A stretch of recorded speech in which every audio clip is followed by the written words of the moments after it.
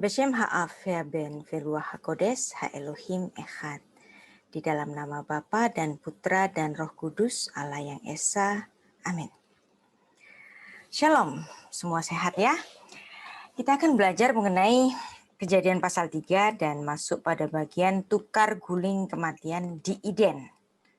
Inilah yang memulai genealogi dari ibadah sakramental. Lanjutan dari minggu yang lalu juga ya. Dan seperti kita tahu, kalau kita mengerti pasal 3 ini dengan baik, kita akan mengetahui konsep ibadah yang sedang kita jalani, yaitu konsep ibadah kasih karunia atau anugerah. Yang dimana kalau konsep keagamaan pada umumnya, yaitu upaya manusia mencapai surga. Tetapi konsep ibadah kita adalah upaya surga mencapai manusia. Nah, di mana dasarnya, di mana asalnya? Asalnya yaitu di kitab Kejadian, terutama Kejadian pasal 3 ini. Nah, kita masuk pada bahasan remes. Nah, sebelumnya kita membahas tentang pesyat. Nah, sekarang kita masuk ke remes. Apa itu remes? Remes adalah memahami nilai-nilai lambang dari Alkitab. Ya, kalau pesyat itu memahami Alkitab secara harfiah, remes adalah memahami lambang-lambang yang ada di dalam Alkitab. Nah, Kejadian pasal 3 ini syarat dengan lambang. Dan ini juga ada bahasanya pada buku saya Parashat Bereshit pada bab 20 mengenai kajian remes. Pakaian kulit binatang dari Allah, garment of salvation, garment of light. Dan ini merupakan substitusi kematian. Nah, itu bahasa kerennya substitusi kematian. Kalau bahasa lugasnya itu tukar guling kematian. Nah, tukar guling kematian yang ada di Taman Eden itu ada dasarnya. Dan itu merupakan tipologi bagi nanti yang akan digenapi oleh kematian Sang Mesias di kayu salib.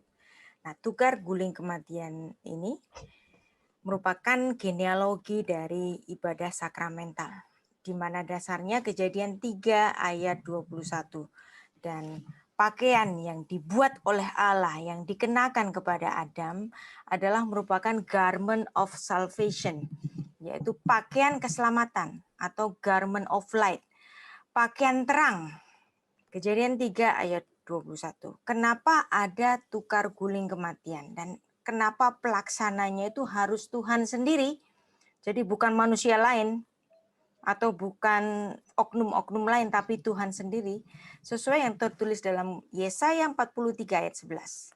Anochi, Anochi, Adonai, ve'en mi baladai Mosia.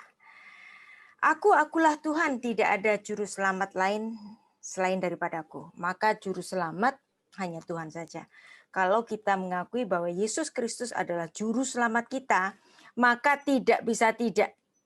Dia adalah Adonai, Allah yang inkarnasi itu. Kalau kita merujuk Yesus adalah sang penyelamat, maka seperti yang Alkitab katakan, tidak ada juru selamat yang lainnya selain daripadaku. Jadi tidak bisa tidak, Yesus adalah Allah yang inkarnasi. Nah, Allah membuat pakaian dari kulit binatang untuk manusia itu. Dan itu ditulis dalam Kejadian 3 ayat 21. Faya as Adonai Elohim le Adam. Ule isto kodnot or. Fayal bishem. Nah, or di sini ya. Nah, ini adalah kulit atau kulit binatang. Tapi kalau ini diganti dengan alef, itu dibaca or juga. Nah, itu maka artinya terang. Nah, para rabi ini memandang kodnot or di sini ya, pakaian kulit binatang itu sebagai pakaian terang. Jadi ketika manusia itu jatuh di dalam dosa, maka dia masuk ke dalam kegelapan. Maka Tuhan memberikan pakaian terang bagi Adam yang hari itu seharusnya mati. Maka terang, unsur terang ini sangat penting sekali. Dan Yesus pada perjanjian baru mengatakan dalam kalimat keilahiannya, akulah terang dunia. Maka terang tidak bisa tidak dari Allah saja. Sudah kita pelajari pada Kejadian 1 ayat 3 yang lalu ya. Kalau lupa bisa diulang lagi. Nah, garment of salvation. Apa yang terjadi pada Kejadian 3 ayat 21 juga dikonfirmasi oleh Yesaya 61 ayat 10. Sebab ia memakaikan pakaian keselamatan padaku. Jadi kalau ada pakaian keselamatan tidak bisa tidak. Itu pelaksananya hanya Tuhan saja. Ada di Yesaya 61 ayat 10. Nah, jadi di sini kita sudah melihat bahwa ada kontras antara cawat daun made in Adam yang tidak dikehendaki Tuhan, dan Tuhan tidak berkenan kepada cawat bikin-bikinan Adam yang merupakan lambang bagi upaya manusia mencapai surga. Jadi upaya manusia mencapai surga dengan amal ibadah mereka itu adalah seperti cawat daun made in Adam karena tidak menggunakan darah. Dan ini dikontraskan dengan cawat kulit binatang dari Allah. Pakaian dari kulit binatang dari Allah. Dan itu adalah pakaian keselamatan. Nah, kenapa pakaian made in Adam yang adalah tipologi dari amal ibadah agamawi itu tidak dikenan Allah? Anda harus mengingat bahwa upah dosa adalah mati. Sekarang kita masuk ke kajian deras. Nah, remesnya kita sudah tahu bahwa pakaian dari Allah yang dari kulit binatang itu adalah tipologi yang dimana ada nilai darah di dalam pakaian itu untuk menutupi suatu aib. Nah, sekarang kita masuk pada deras. Deras itu adalah comparison, jadi membandingkan apa yang ada di sini atau ini bisa masuk dalam tahap tafsir yang sebenarnya. Jadi bandingan antara perjanjian baru dan perjanjian lama. Dan deras ini membentuk kata midrash, penjabaran dari Torah yang dilakukan oleh para rabi.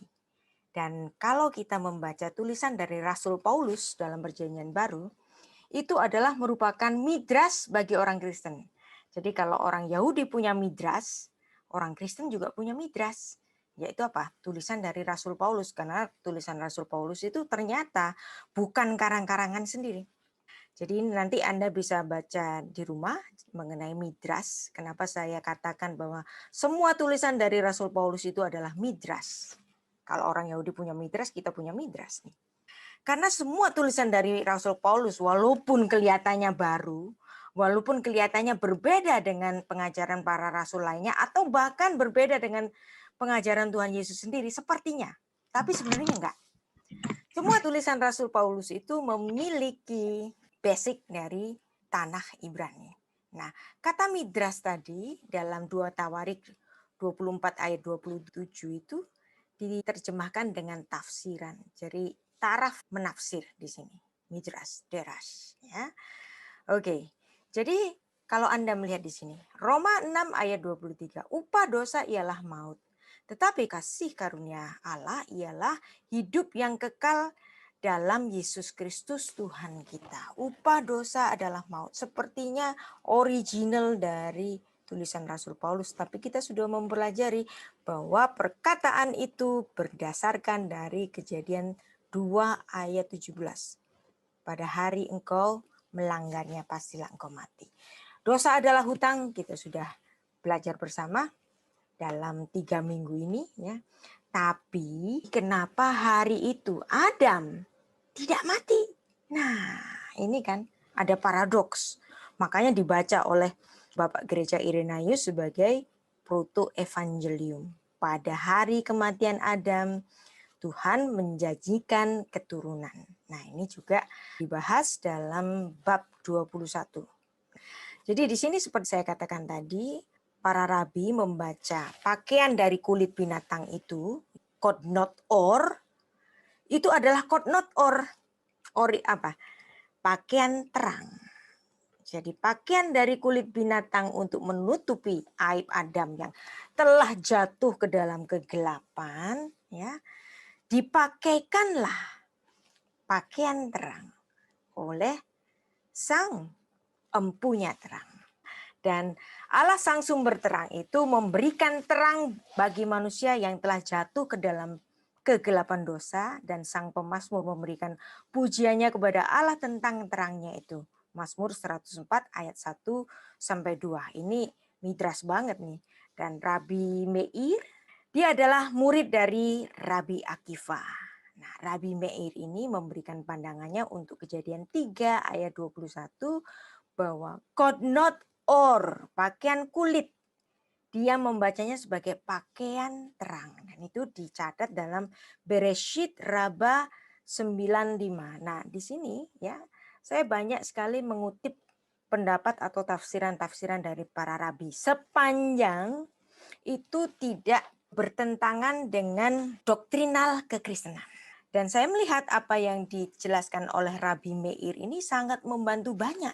Karena dalam wawasan Ibraninya, dia membantu kita. Ternyata pakaian dari kulit binatang itu adalah pakaian terang. Ada wordplay di sini. Pakaian dari kulit binatang dari Allah untuk Adam sebagai lambang penebusan dosa. Remesnya itu lambang sebagai remes bagi penebusan dosa. Nah, kata korban. Kalau kita hari ini memandang kata korban itu seperti casualty, ya, victim, atau orang yang sakit gara-gara ketiban suatu malapetaka. Nah, itu korban. Tapi sebenarnya kata korban itu bukan dalam artian itu. Itu artian yang sudah bias. Arti sebenarnya dari korban itu dari kata kerja karaf yang artinya mendekat. Nah, jadi harga mendekat kepada Tuhan itu harus equal dengan darah. Nah, mengapa harus dibayar dengan darah? Kitab Torah memberikan kita jawabannya, yaitu dalam Imamat 17 ayat 11, karena nyawa makhluk ada di dalam darahnya. Maka darah itu menjadi lambang dari nyawa itu. Maka harga untuk mendekat kepada Tuhan harus dengan binatang yang berdarah. Karena darah adalah equal dengan nyawa. Upah dosa mati, mati harus dibayar mati. Yang pada perjanjian lama dirupakan dengan kematian binatang. Dan Ibrani 9 ayat 22, hampir segala sesuatu disucikan menurut hukum Taurat dengan darah, dengan harga nyawa. Tanpa penumpahan darah nggak ada pengampunan.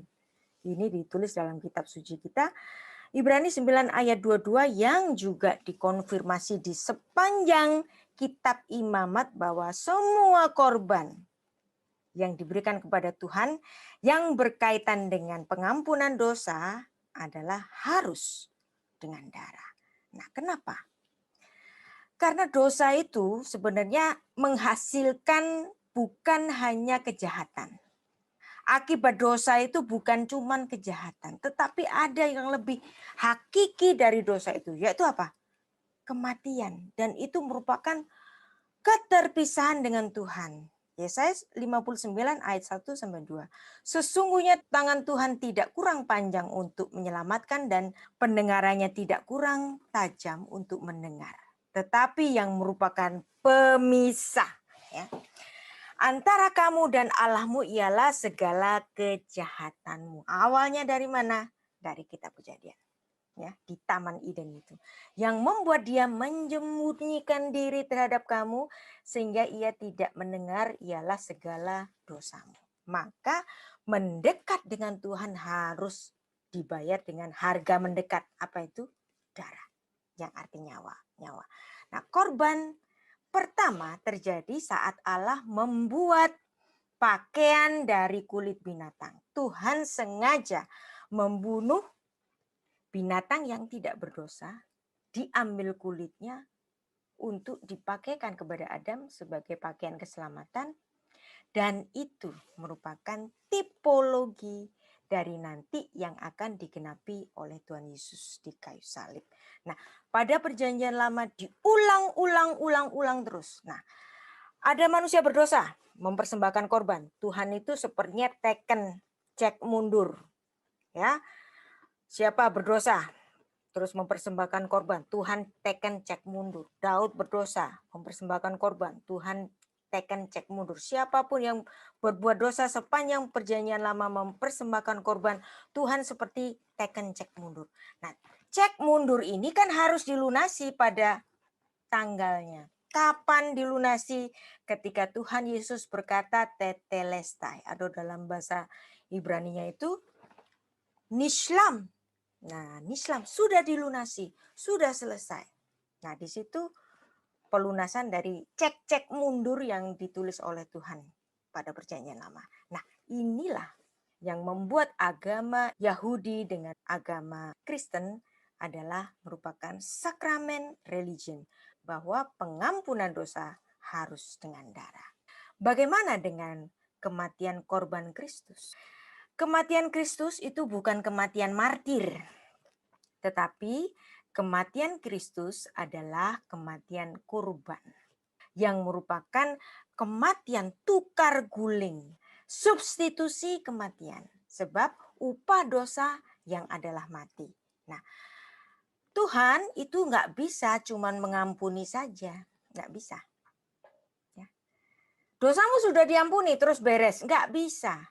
Ya, ketika Tuhan berkata dosamu sudah diampuni, itu artinya Tuhan menghisap konsekuensi mati itu. Nah, contohnya seperti ini. Kalau saya melihat saudara saya, dia berhutang kepada saya 1 juta dan saya merasa kasihan. Maka saya memberikan hutang kepadanya 1 juta. Kemudian setelah berapa lama hutang ini nggak dilunas-lunasin. Dan kemudian saya melihat mau nagih nih. Tapi saya melihat keadaannya sangat miskin, yang makan saja nggak bisa. Maka saat itu dengan belas kasihan saya mengatakan hutangmu sudah dilunasi atau hutangmu sudah diampuni. Pada saat itu juga saya nggak cuma ngomong, tetapi saya menghisap kerugian 1 juta yang sudah saya beri ke saudara saya tadi itu untuk menjadi kerugian saya. Demikian juga Kristus, ya, Tuhan kita. Ketika dia mengatakan, jangan kamu makan darinya, pada hari engkau memakannya pastilah engkau mati. Nah, ternyata ada makan dan mati. Nah, tapi Tuhan nggak ingin manusia ini mati secara kekal. Maka kemudian Tuhan ingin melakukan pengampunan, dan pengampunan itu tidak hanya di mulut, walaupun Tuhan itu katanya memiliki kuasa untuk di mulutnya itu untuk mengampuni, tapi sebenarnya pengampunan itu ada harganya, yaitu apa? Dia harus menghisap konsekuensi kematian. Karena itu adalah hukumnya sendiri. Tuhan tidak dapat deny atau mengabaikan hukumnya sendiri bahwa upah dosa adalah mati. Maka tidak bisa tidak. Sang pengampun harus menghisap kematian itu. Seperti ilustrasi saya tadi, maka kalau seandainya saya menganggap hutang dari saudara saya itu lunas, saya mengampuninya, maka tidak bisa tidak saya sekaligus menghisap kerugian itu. Demikian juga Tuhan. Ya. Nah, konfirmasi ibadah sakramental Israel itu dikonfirmasi berulang-ulang sampai nanti kematian Kristus di kayu salib. Konfirmasi kedua, yaitu korban yang diberikan oleh Habel yang mengandung darah. Korban dari Kain yang tidak mengandung darah ini nggak diterima. Nah, kemudian pada era Nuh itu juga merupakan konfirmasi lagi, yang dimana Nuh membangun sebuah mezbah, memberikan korban bakaran bagi Tuhan yang mengandung darah, dari binatang yang mengandung darah. Kemudian yang terbesar ini, yang selalu diperingati pada setiap Rosh Hashanah, tahun barunya orang Yahudi, yaitu akedat Ishak, di mana waktu itu Ishak itu diikat dan Tuhan meminta untuk dijadikan korban baginya. Tapi apa? Ternyata ya, Tuhan tidak berkenan dengan kematian putra Abraham yaitu Ishak, dan Tuhan menggantikan anak domba yang darinya. Di sini merupakan konfirmasi bahwa Tuhan tidak berkenan dengan pengorbanan manusia. Tapi Tuhan hanya berkenan kepada pengorbanan binatang yang merupakan tipologi, Yang kalau saya ibaratkan tadi itu seperti cek mundur yang diteken oleh Tuhan. Korban-korban darah binatang ini. Tuhan nggak berkenan dengan kematian manusia, yaitu putranya Abraham ini. Maka diganti dengan anak domba yang darinya. Itulah sebabnya nanti di kitab Perjanjian Baru, Yohanes 1 ayat 17 mengatakan, yang dimana Yohanes Pembaptis menunjuk ke hidung langsung Sang Mesias itu, inilah anak domba yang menghapus dosa dunia. Dan itu adalah penggenapan dari peristiwa Akedat Itzhak, pengikatan Itzhak. Rosh Hashanah memperingati Akedat Itzhak. Bahkan teman muslim pada setiap Idul Adha itu memperingati pengorbanan Ismail katanya. Oke, apapun itu, entah Ismail, entah Ishak, ya, kita bisa berdebat panjang. Tapi yang pasti bukan putra Abraham yang dipersembahkan. Kalau Alkitab kita jelas ya, yang diajak naik ke Gunung Moria itu siapa sih? Ishak, jelas ada namanya gitu ya. Nah, tapi teman muslim kan menganggap itu Ismail, ya biar saja. People can believe what they want to believe. Itu namanya freedom of faith. Tapi yang pasti, ternyata nanti yang dikorbankan bukan putra Abraham, tetapi siapa?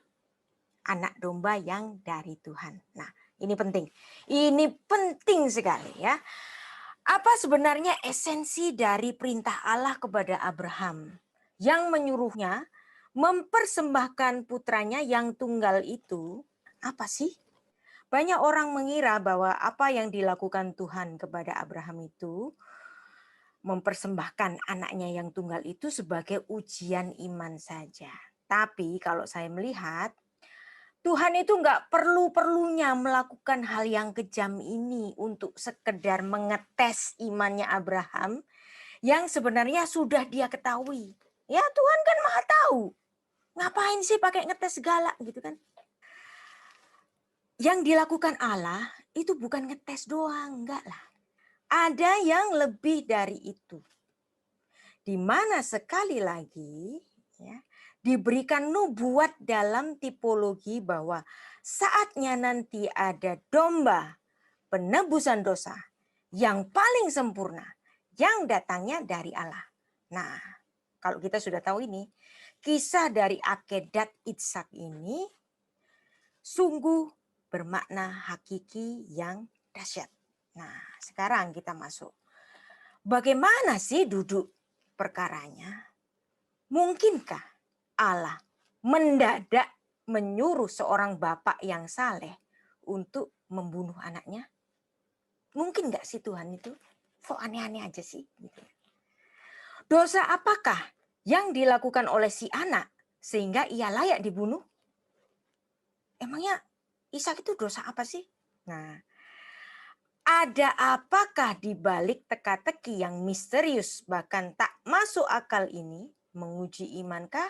Oke, ya, menguji iman. Karena memang ini ditafsirkan demikian. Tapi tentu Allah tidak akan kehabisan cara menguji sehingga harus terpaksa memilih cara yang melawan hukumnya sendiri. Allah itu melarang pembunuhan dan pengorbanan anak-anak yang sering dilakukan oleh orang kafir. Dia melarang kok. Imamat 18 ayat 21. Mungkinkah Allah itu tiba-tiba justru menyuruh Abraham itu untuk berbalik membunuh dalam pembunuhan keluarga Nabi. Nah, bukan keluarga biasa loh ini ya. Orang Israel itu nyebut Abraham itu Avraham Avinu. Abraham Bapa kami. Lah kok Tuhan itu nyuruh adanya pembunuhan di keluarga Nabi? Ini kan aneh. Nah ya, kisah dari pengorbanan Ishak atau pengikatan Ishak, Akedat Ishak, putra Abraham, sebenarnya berakhir dengan penebusan kematiannya melalui domba jantan yang dicatat lurus dalam Kejadian pasal 22 ayat 8 dan 13 yang dimana dituliskan Tuhan yang akan menyediakan anak domba untuk korban bakaran baginya.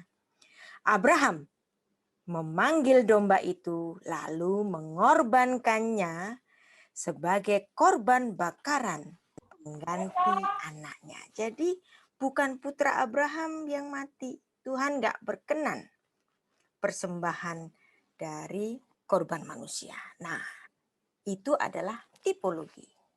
Antitype-nya yaitu kematian Yesus di kayu salib. Kenapa dia harus melakukan itu?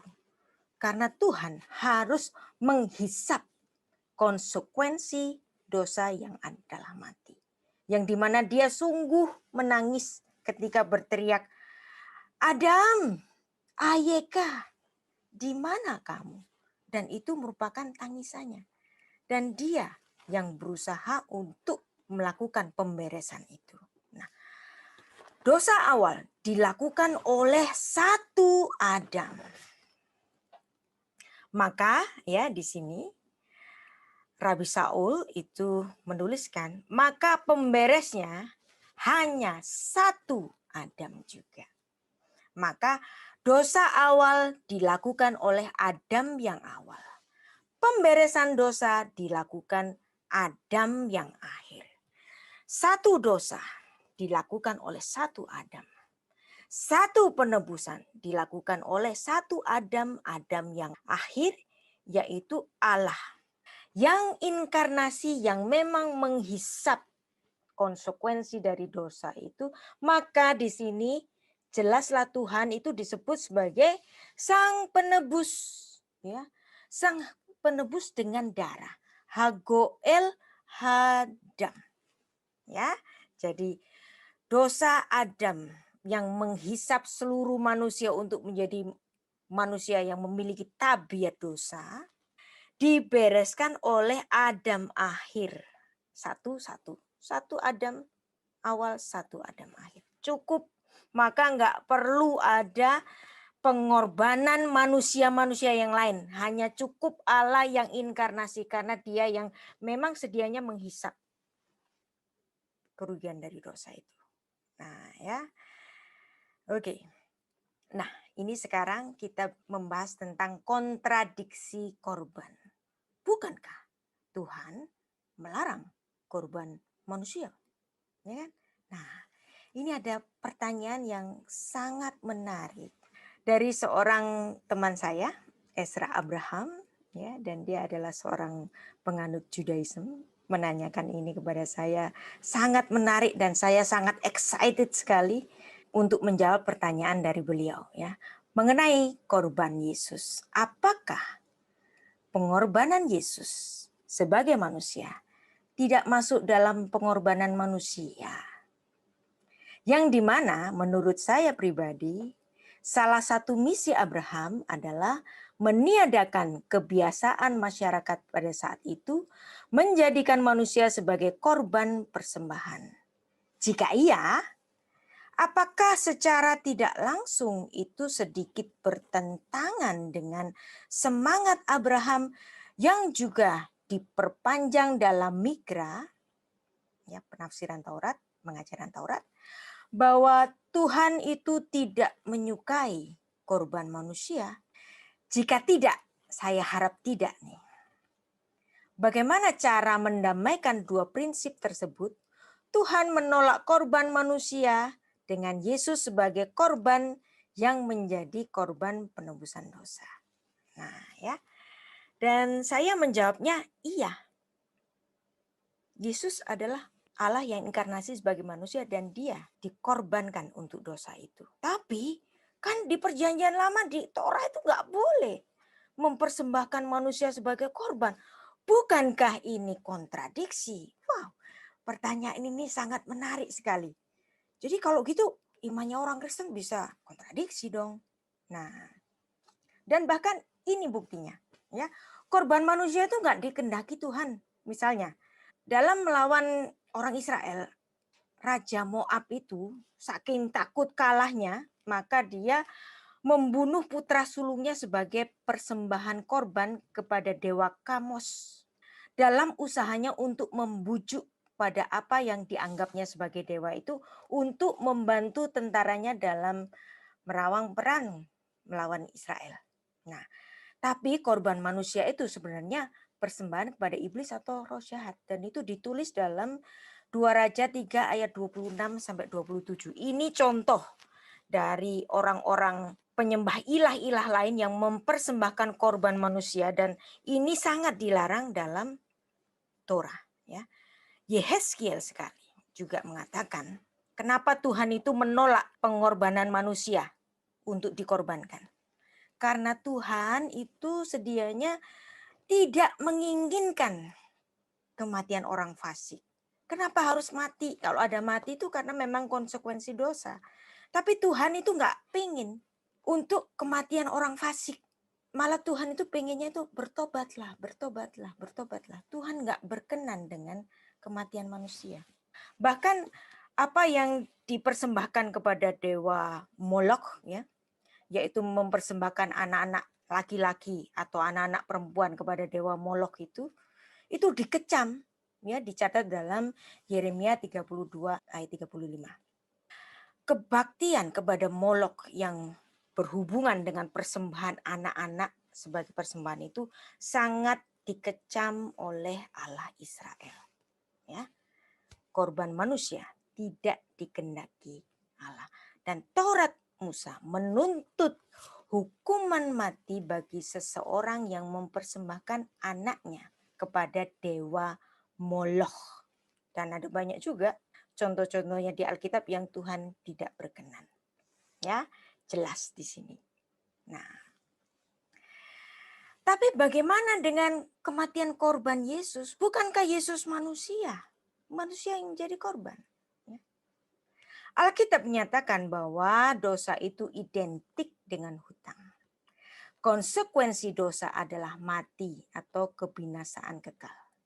Roma 6 ayat 23 dikontraskan dengan Kejadian 2 ayat 17. Maka harus ada nyawa untuk membayarnya agar dosa itu dapat ditebus. Pengampunan dosa dapat terjadi apabila nyawa yang dipakai untuk membayar dosa itu.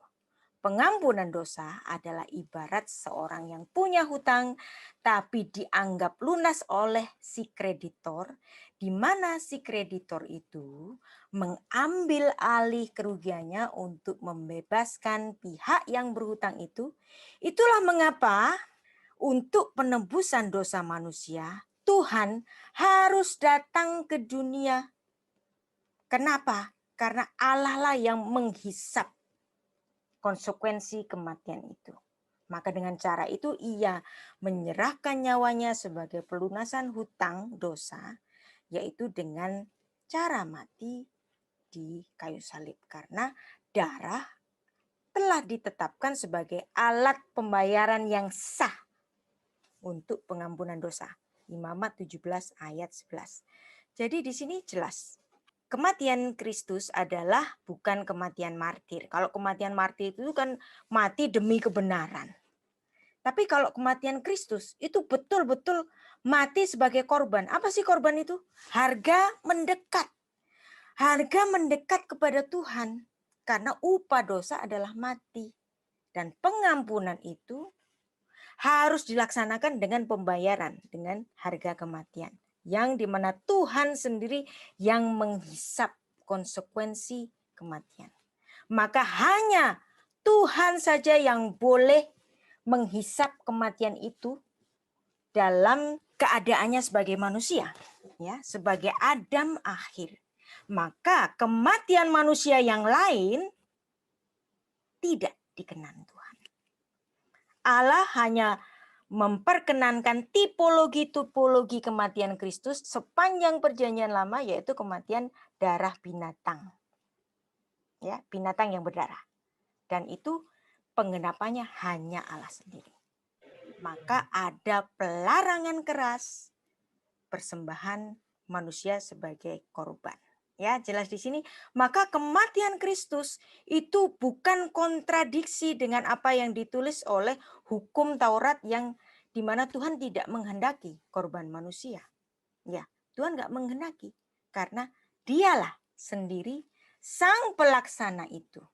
Karena Tuhan yang menghisap konsekuensi kematian itu. Nah, kita lihat contohnya.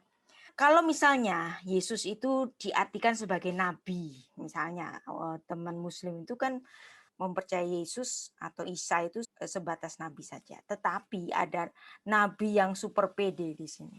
Ya. Ketika Yesus melihat iman mereka, berkatalah ia kepada orang lumpuh itu, "Hai anakku, dosamu sudah diampuni." Wow.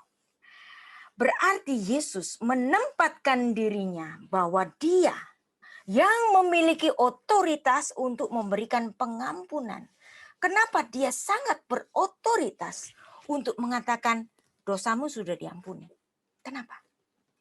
Karena dia satu-satunya oknum yang menghisap konsekuensi kematian itu.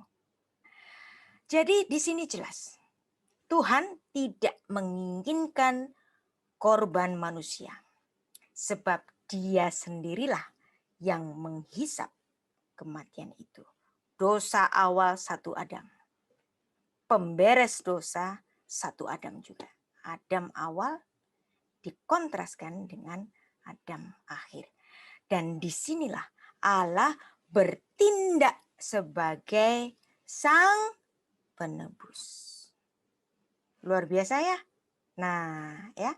Jadi di sini untuk menjawab pertanyaan dari teman saya tadi, Ezra Abraham,